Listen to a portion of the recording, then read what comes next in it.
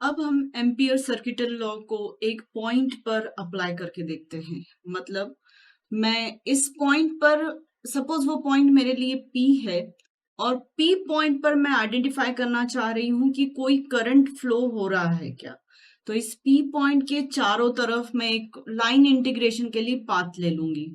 अभी मैंने पाथ आपको शो करके रखा है parallel to X Y plane. मतलब P पॉइंट यहाँ लाई कर रहा है तो मेरा पाथ इस P को एनक्लोज करते हुए H डॉट dl का ऐसा रहेगा। तो मुझे पता चलेगा कि क्या इस पाथ ने H डॉट dl परफॉर्म करने पर कुछ आंसर आता है। तो पता चलेगा कि इस एनक्लोज पाथ के अंदर कोई करंट है कि नहीं है।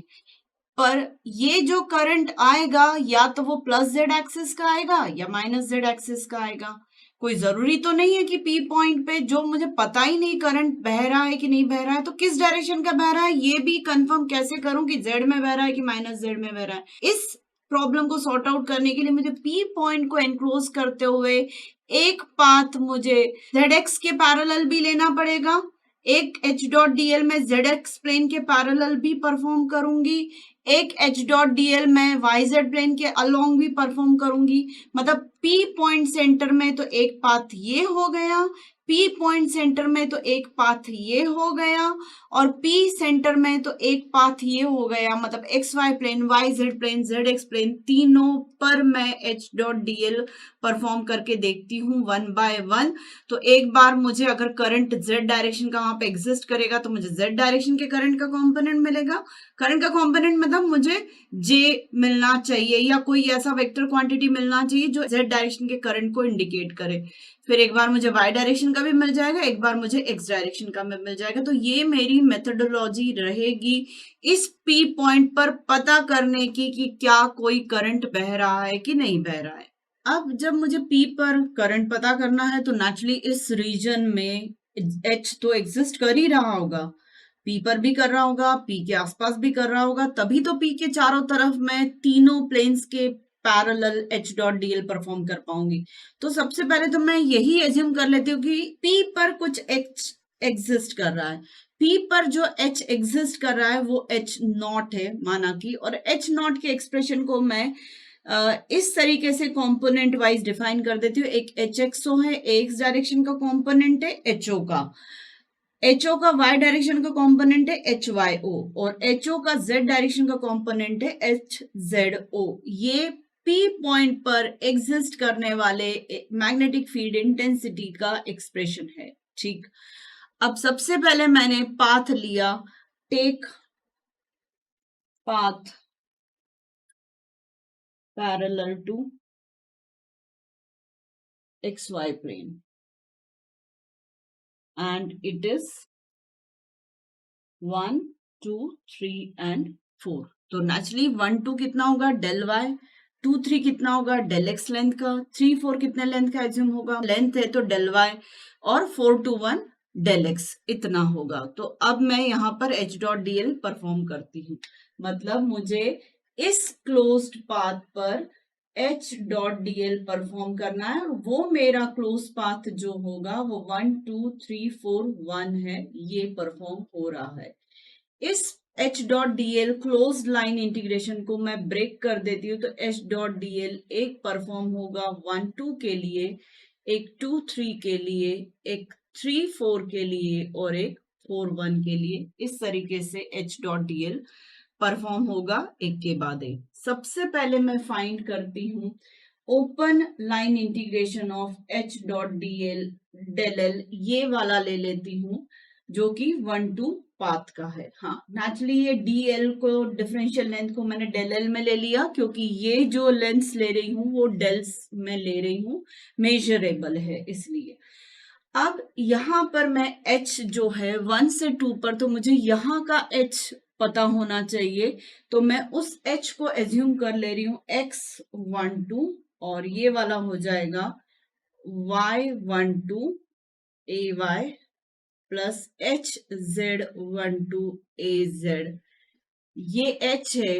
डॉट डेल एल को मैं जो लिखूंगी वो डेल वाई ए वाई ऐसे वेक्टर से स्पेसिफाई करूंगी। तो डेल वाई इस वेक्टर की लेंथ हो गई और डायरेक्शन ए वाई हो गई। तो अब जब इन दोनों वेक्टर्स का डॉट प्रोडक्ट होगा तो सिर्फ ए वाई कॉम्पोनेंट का ही मल्टीप्लीकेशन, सिंपल मल्टीप्लीकेशन सामने आएगा। तो hy12 del y ऐसा ये एक्सप्रेशन फॉर्म होगा। अब इसके बाद hy12 मुझे डिफाइन करना पड़ेगा कि कितना है। P पॉइंट पर h y डायरेक्शन का कितना है HYO, और 12 कितना आगे है, मतलब P पॉइंट यहाँ है और ये डिस्टेंस है डेल एक्स बाई 2 डिस्टेंस। ये डिस्टेंस कितना है, डेल एक्स बाई 2 डिस्टेंस। तो डेल एक्स बाई 2 डिस्टेंस पे क्या h के y कंपोनेंट में कुछ चेंज आया? तो सपोज करो कि यहां से यहां तक मैं, यहाँ पर HYO था और यहाँ पे मुझे HYO प्लस समथिंग मिलेगा, मतलब HY12 जो होगा वो HYO प्लस समथिंग कुछ होगा, मतलब HYO से P पॉइंट के Y डायरेक्शन के H से ज्यादा होगा 12 पर, ऐसा मैं मानकर चल रही हूँ। कितना ज्यादा? तो मुझे rate of change of HY in del X direction अगर मेरे पास अवेलेबल है तो मैं इसको डिस्टेंस डेल एक्स बाय 2 से अगर मल्टीप्लाई कर देती हूँ तो ये मुझे दे देगा HY12, और HY12 डेल y हमें फाइंड करना है, HY12 इंटू डेल y, तो मैं इसे मल्टीप्लाई कर देती हूँ डेल y से। तो ये पूरा एक्सप्रेशन हो जाएगा। इसका मतलब H डॉट डेल एल जो मुझे मिल रहा है वो HYO plus del HY by del X into del X by 2 into del Y, ये पूरा एक्सप्रेशन हमें मिल जाएगा। इसी तरीके से अगर मैं 2-3 के लिए फाइंड करने जाती हूँ तो मैं यही चेंज कर देती हूँ 2-3 का, कन्वीनियंट रहेगा मुझे लिखने में। 2-3 पर h जो है उसके तीनों कंपोनेंट्स x, y और z कंपोनेंट कुछ इस तरीके से रहेंगे, और ये जो डिस्टेंस मुझे मिलेगा वो x निगेटिव x डायरेक्शन का है, तो ये मुझे -ax ऐसा मिलेगा। ये क्योंकि 2-3 जा रहे हैं तो -x डायरेक्शन में जा रहे हैं, तो यहां पर फिर ax का मल्टीप्लिकेशन होगा, ax के मल्टीप्लिकेशन से ये हमें मिल जाएगा x23, ये मैग्नीट्यूड का, और ये मैग्नीट्यूड का मल्टीप्लिकेशन हुआ, माइनस साइन ये वाला ax डॉट ax 1 हो जाएगा। तो इस तरीके से ये हमें समझ में आया। अब P पॉइंट पर x डायरेक्शन का जो h था वो hxo था, और नेचुरली 2-3 पर वो hxo बढ़ा हुआ मिलेगा, मतलब hx23 जो है माइनस साइन तो है ही, और hx23 मुझे hxo से प्लस समथिंग मिल रहा है। किस डायरेक्शन में hx बढ़ा हुआ मिल रहा है, उसका रेट किस डायरेक्शन में मिल रहा है, y के रेस्पेक्ट में, और y के ही डिस्टेंस से कितना आगे जाके मैं फाइंड आउट कर रही हूँ, तो डेल y बाय 2 से। तो और ये डेल एक्स, तो इस तरीके से ये मेरे लिए डिफाइन हो जाएगा HX23 H डॉट DL, ये वाला फाइंड आउट हो जाएगा। अब हम 3-4 के लिए फाइंड आउट कर लेते हैं H डॉट DL, तो वो होगा H dot del L for 3-4। तो अल्टीमेटली ये भी सॉल्व करने पे जब हमें मिलेगा तो -HYO plus del HY by del X by 2 into del y, ये मिल जाएगा। इसी पैटर्न में आप सॉल्व करेंगे, मतलब H डॉट DL परफॉर्म करना है तो यहाँ का H जिसको हम 3-4 नाम से इंडिकेट करेंगे, और फिर डायरेक्शन की मोमेंट जो होगा वो minus del Y A Y direction का होगा, तो वो सारा सब्सटीट्यूट करके फिर HYO, अगर यहाँ से HYO 1-2 पे बढ़ा हुआ मिला है तो HYO माइनस समथिंग मिलेगा 3-4 पर, तो वो सारे लॉजिक्स लगाने के बाद हमें ये 3-4 पर H डॉट डेल एल ऐसा मिलेगा, और H डॉट 4-1 डेल एल जो मिलेगा वो मिलेगा HXO माइनस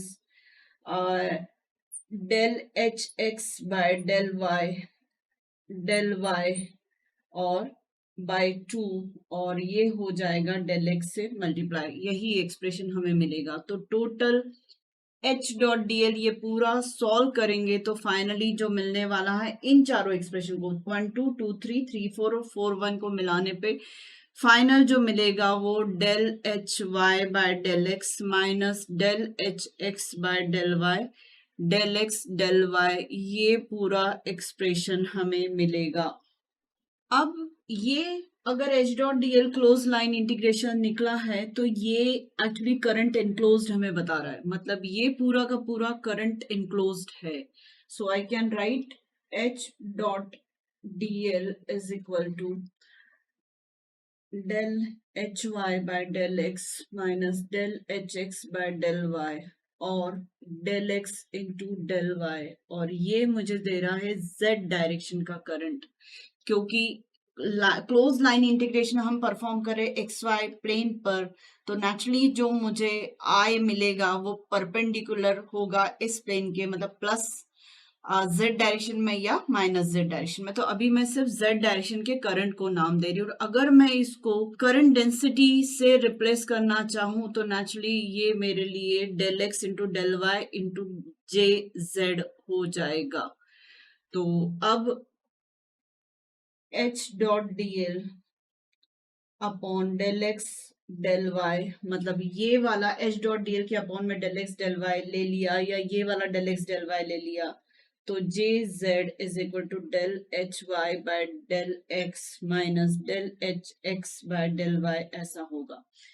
अब अगर मैं लिमिट ले लेती हूँ del X del Y tends to zero, del X del Y tends to zero, मतलब ये पूरा एरिया स्क्वीज करके मैं कॉन्वर्ज करना चाहती हूँ पॉइंट पर, तो तब ये मुझे जो देगा वो इतना ही एक्सप्रेशन देगा, मतलब पूरा 1 2 3 4 को कॉन्वर्ज करके मैं पॉइंट पर ले आई हूँ। तो फाइनली मेरे पास z डायरेक्शन के j को रिप्रेजेंट करने के लिए ये वाला एक्सप्रेशन रहेगा। अगर इसे मैं आपको उसमें डायरेक्शन के साथ शो करना चाहूं तो ये हो जाएगा J Z A X is equal to del H Y by del X minus del H X by del Y along with a z, not ax, z direction. Similarly हम represent कर सकते हैं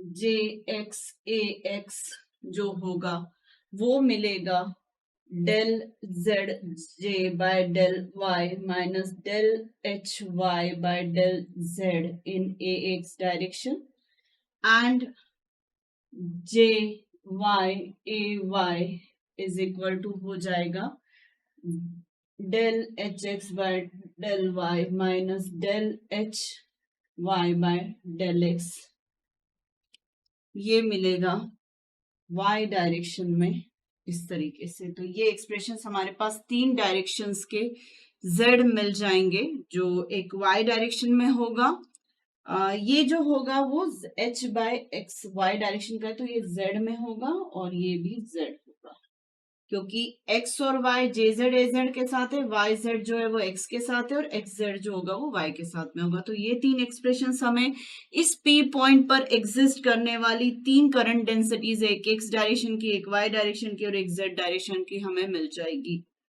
अब मैं ऑल टुगेदर j अगर mention करना चाहूँ j vector, तो वो J X A X plus J Y A Y plus J Z A Z at P point में मेंशन कर सकती हूँ।